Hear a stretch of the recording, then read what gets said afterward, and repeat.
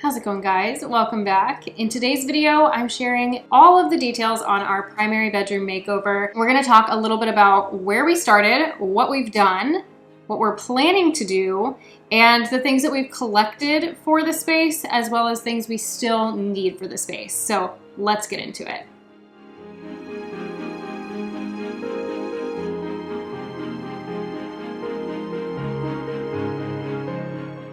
I've had so many of you ask why we never share our bedroom, and while I have shared this once before on the channel, it's been a little while. So essentially, we have not done anything to this room since the day we moved in, aside from putting up curtains and a couple of light fixtures over our nightstands. I am very much an all or nothing person, and knowing that we had plans to do something to the space later on, which was gonna require quite a bit of work up front, we just kind of put it on the back burner. The time has finally come, though, that we can focus a bit on our own space and creating a sanctuary, a place that we can retreat to at the end of the day that feels like ours. The room that we were in for 5 years was just so bland and basic. Let me just give you a little look at it.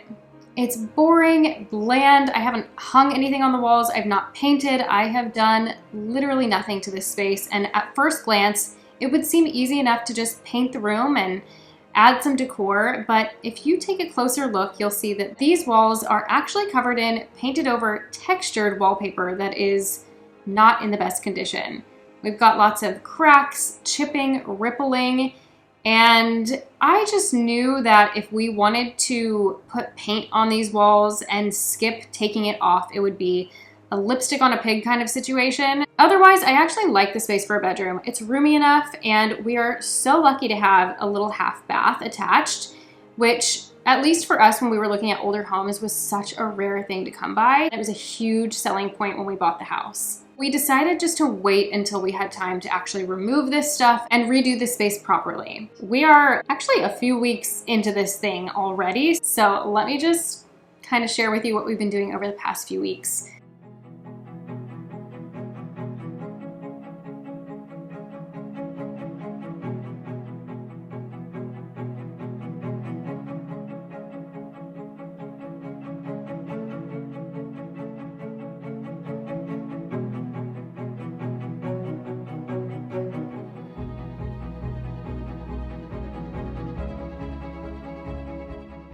So as you'll see, most of the wallpaper came off really easily.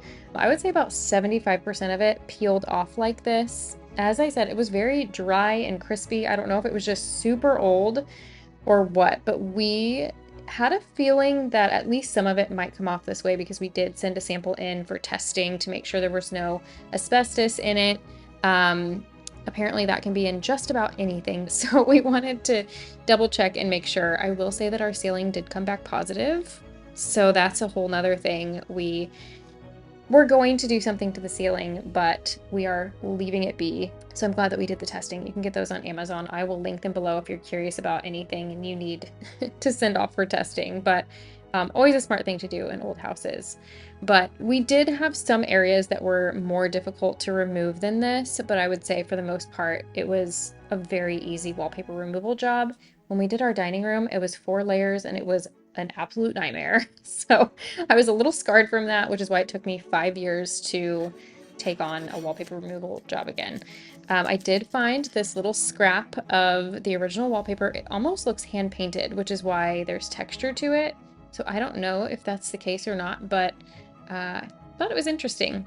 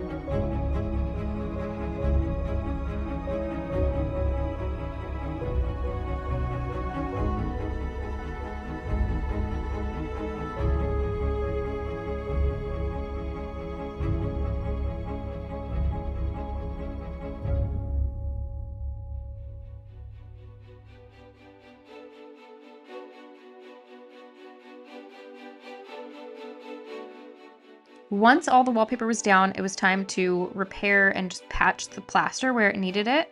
For the most part, it was in really good condition, but there were some areas, especially like right here, where you can see above and below this window, there had been previous patches done. And actually what's so interesting is I believe that there was a door here at one point, which there's a flat roof outside of our bedroom that way. So it used to have a railing around it, and I'm thinking this was a door, and that was at one point used as a little balcony, which is funny because I had told Luke a couple years ago that I thought it would be perfect for that, but the trim doesn't match any of the trim in the rest of the room or house, so that's another clue that it was all replaced at one point. We did a couple of rounds of patching and sanding before we primed it, and then once you prime, a lot of times you'll notice areas that need patching again, so I went back through, did some patching, sanding, and then we were able to finally do the last bit of priming before moving on. We worked through several evenings. We were pretty desperate to get this thing done so we could get back in our room. We spent the weekend prior cleaning out our guest room, which was filled with all kinds of like vintage and antique finds that I just don't have a home for yet, and moved our bed in there, only to realize that I cannot sleep in there. It gives me the creeps. I'm not sure why, but I cannot sleep in there. So we have been sleeping on an air mattress in the living room, and we are pretty desperate to get this thing done and get moved back into our bedroom.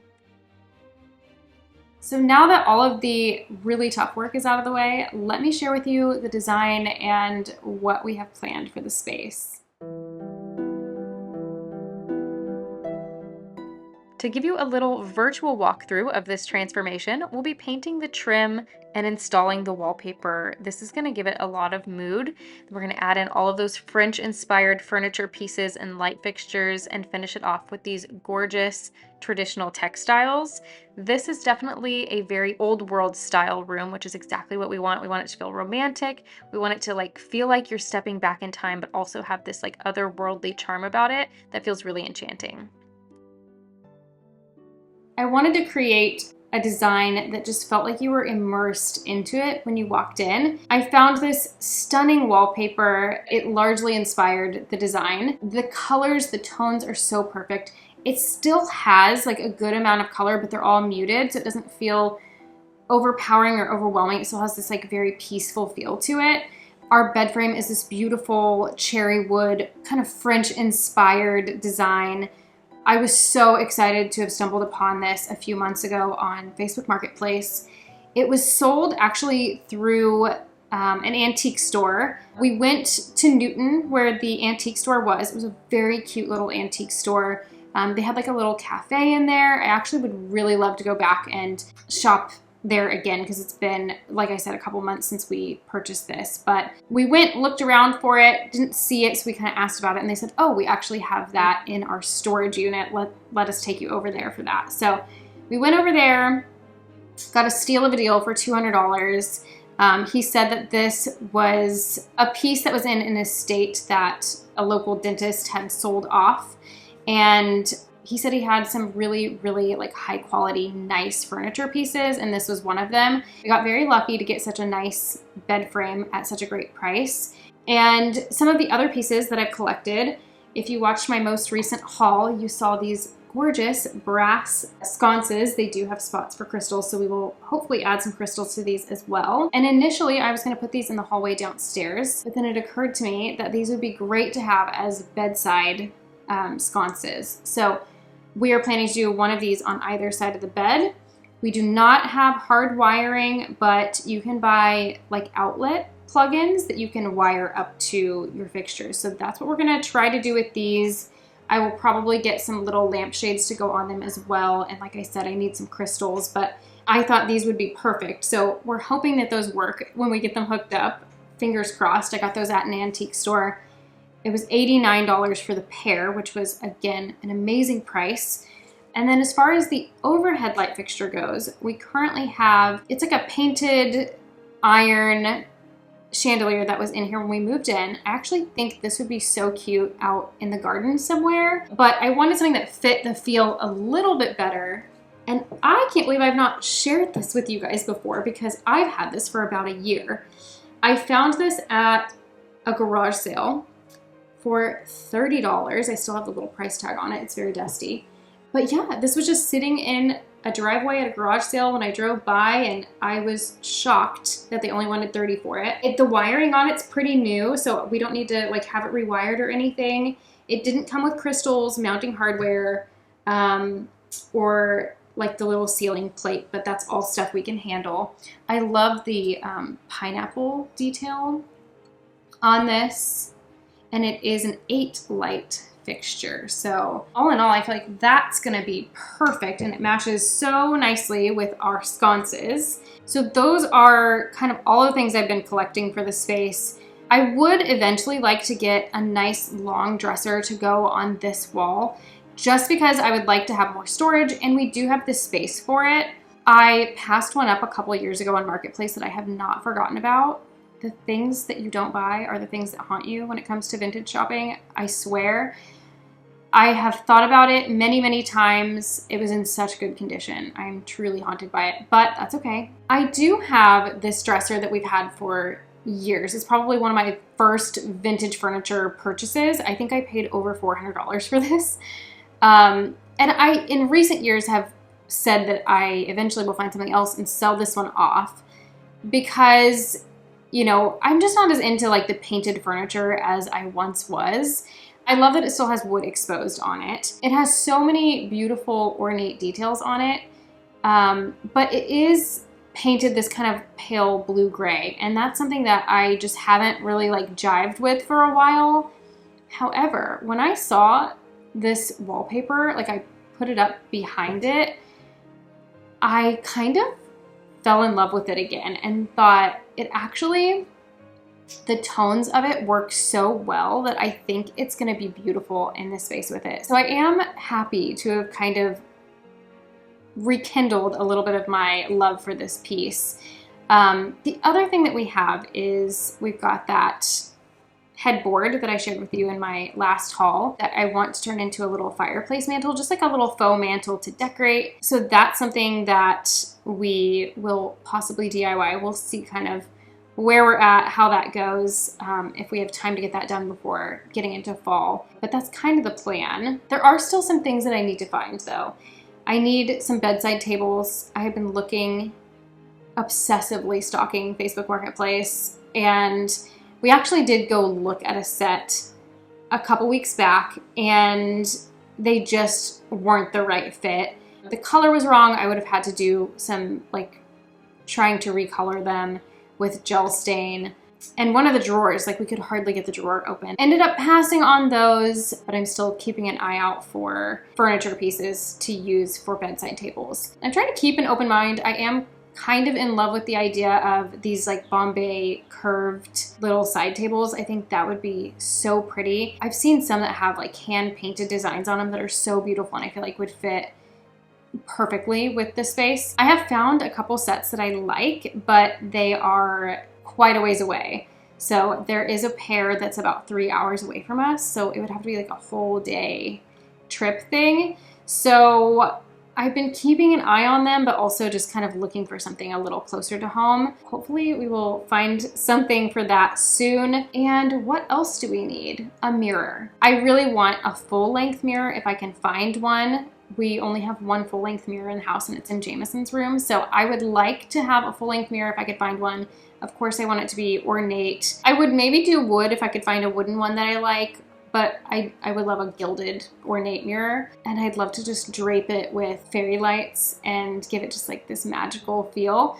So that's what I'm envisioning for it. I haven't found one yet. I found a couple that are not floor length or like not full length, but are bigger.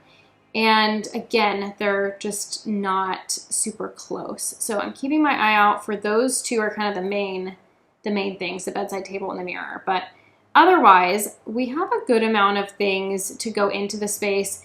We do need to get a rug, bedding, pillows, throw pillows, that kind of thing. So we're still kind of on the hunt for that. Yeah, that's kind of the direction that we're headed. I'm so excited to see how this turns out. And in the next video, we're going to be actually installing the wallpaper, which is going to completely transform this room. I'm so excited to see that.